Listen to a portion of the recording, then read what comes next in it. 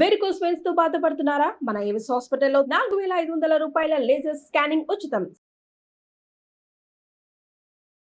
నమస్తే గురుగారు. శ్రీమాత్రే నమః. గురుగారు, కార్తీక పౌర్ణమి వస్తుంది కదా, అవును. చాలా విశేషమైన రోజు.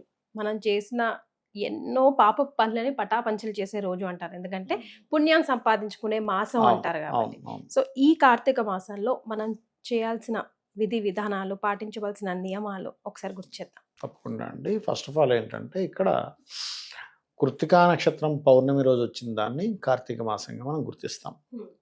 కార్తీక మాసంలో ఎవరైతే దీపదానం చేయడము, దీపారాధన చేయడము చేస్తారో ఖచ్చితంగా వారికి పూర్వజన్మ కర్మలు ఏవైతే, పూర్వజన్మ పాపాలు ఏవైతే ఉంటాయి పోతాయి అంటారు. అదేమిటండి, ఒక్కరోజు దీపం వెలిగిస్తే పోవడం ఏమిటి అంటే, ఇప్పుడు చిన్న ఎగ్జాంపుల్ ఎలా అంటే, ఇప్పుడు మనం చూడండి, కొన్నిసార్లు కొన్ని సమయాల్లో మనం మాట్లాడిన మాట గొడవకి దారి తీస్తుంది, ఉన్నతికి తీసుకెళ్తుంది, అంతే కదా. అలాగా మనం ఒక్కోసారి ఒక స్టెప్ లైఫ్లో, చిన్న స్టెప్, అది ఒక అద్భుతమైన దీనికి తీసుకెళ్తుంది. మనం ఇవాళ రేపు ఎందుకు చూడండి, ఇప్పుడు ఎవరో ఏదో వీడియో చేస్తారు, అది వైరల్ అయిపోద్ది, సడన్గా సూపర్ స్టార్ అయిపోతాడు రాత్రి ఓవర్ నైట్. మరి అంతకుముందు ఎన్నో వీడియోలు తీసుంటాడు, దాని తర్వాత ఎన్నో వీడియోలు తీసుంటాడు, కానీ అవ్వదు. ఎందుకంటే ఒక సమయం. అలాగే కృత్తికా నక్షత్రానికి అధిపతి, నక్షత్రాధిపతి రవి అయితే అధిష్టాన దేవత అగ్ని అవుతారు. అగ్నికి ఉన్నటువంటి ఇదేమిటి లక్షణం ఏమిటంటే, దహింపజేసే లక్షణం.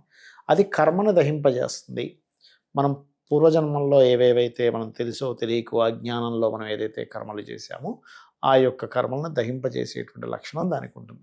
అయితే కేవలం ఏదో ఆ ఒక్కరోజు దీపం వెలిగించేస్తే అంత ఫలితం వస్తుంది. అలా కాకుండా కార్తీక దామోదరుణ్ణి, అదేవిధంగా కాలభైరవుణ్ణి, అందులో ప్రధానంగా మనకి పౌర్ణమి రోజు అభిషేకం చేసుకుంటూ శివునికి ఆ రోజు రాత్రి సమయంలో గనక మీరు అమ్మవారి యొక్క ఆరాధనలో భాగంగా లలితా సహస్రనామాలను ఎవరైతే చదువుతారో, వినడం కానీ చదవడం కానీ పౌర్ణమి చంద్రుడికి చూపిస్తూ ఖచ్చితంగా మంచి ఫలితం వస్తుంది. ఇప్పుడు వర్షాకాలం అండి, ఈ టైంలో మరి పౌర్ణమి చంద్రుడు కనబడకపోవచ్చు, బయట వర్షం పడవచ్చు. ఇప్పుడు పరిస్థితి ఏమిటి అంటే, మీరు మామూలుగా ఇంట్లో పెట్టుకొని కూడా లలితా సహస్రనామాలు చదువుకుంటే దాని ప్రభావం ఉంటుంది ఖచ్చితంగా, అందులో ఎటువంటి సందేహం లేదు.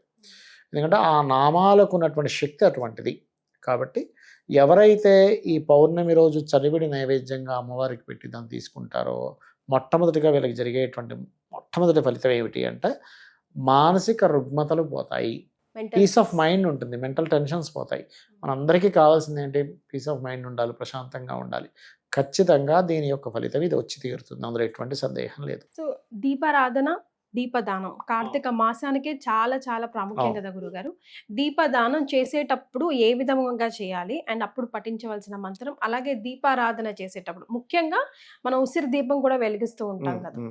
మంత్రము కంటే కూడా మీరు ఇచ్చేటప్పుడు భావన చాలా ముఖ్యం.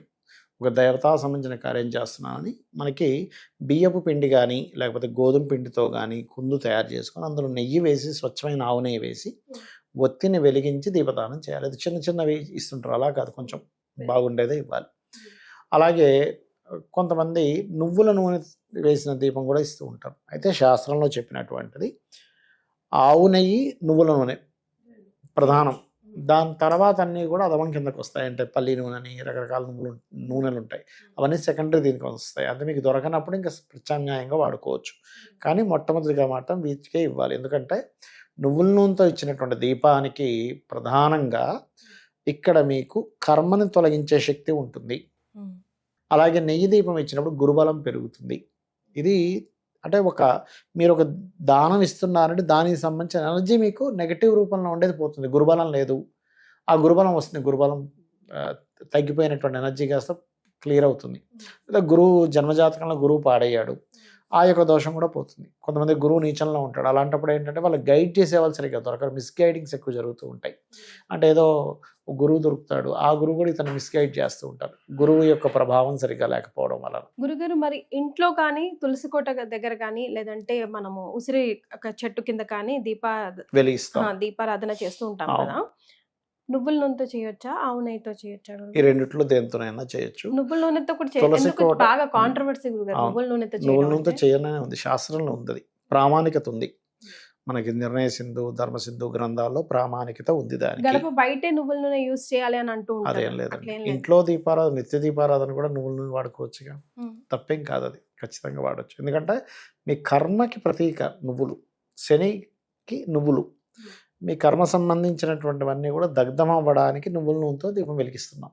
సో కార్తీక పౌర్ణమి రోజు మనం ముఖ్యంగా చేయవలసింది దీపారాధన, దీపదానం చేయాలి. రకరకాలు ఉంటాయమ్మా. ఇప్పుడు కార్తీక మాసంలో నదీ స్నానం చేయాలని చెప్తారు. ఉదయము సాయంత్రం ఖచ్చితంగా దీపారాధన చేయాలి, దీపదానం చేయాలి. పితృదేవతలకు కూడా చేసుకోవాలి కార్తీక మాసంలో. అలాగే ఏ దేవతారాధన అయినా చేయొచ్చు, ఏ దేవతా హోమం అయినా చేయొచ్చు, ఏ దేవతా సంబంధించినటువంటి జపమైనా చేసుకోవచ్చు, ఏదైనా చేసుకోవచ్చు, తప్పేం లేదు. ఏంటంటే ఈ కార్తీక మాసంలో మీ ఇష్టదైవం ఎవరో ఆ ఇష్టదైవాన్ని కూడా కొలవవచ్చు. ఒకే పరమాత్మ అన్ని రూపాల్లో ఉన్నాడు అనే దాన్ని మనం అర్థం చేసుకోవాలి. చాలా సంతోషం గురుగారు, ధన్యవాదాలు. శ్రీమాత్రే నమః.